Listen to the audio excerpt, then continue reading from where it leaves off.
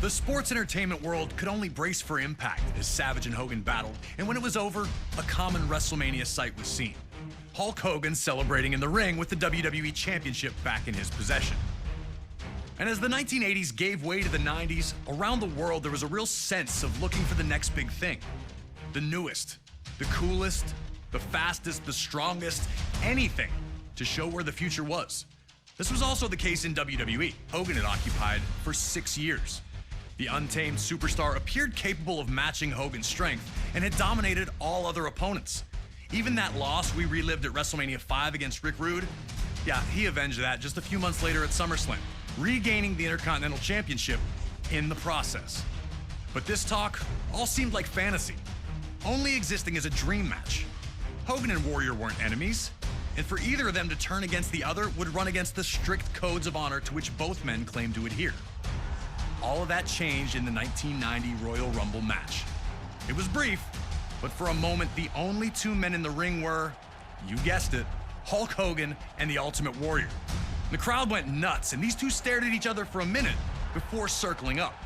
Two running tackles led nowhere, and then a double clothesline floored both men, ending things before they could really get started between the two. That small taste, though, was all the world of sports entertainment needed to know that they wanted more. Even more interesting, it would be Hulk Hogan who would challenge the Ultimate Warrior to a contest at WrestleMania 6. Ultimate Warrior, me and my Hulkamaniacs put the championship on the line. Hogan openly stated that he needed to know which power was truly the strongest in WWE, his or that of the Warrior. Adding to the stakes was the stipulation that both the WWE and Intercontinental Championships would be up for grabs, leaving the winner with supreme claim to lead WWE into the next decade. All right, now it's your turn to try and shock all the little Hulkamaniacs out there and try to beat Hogan at WrestleMania 6.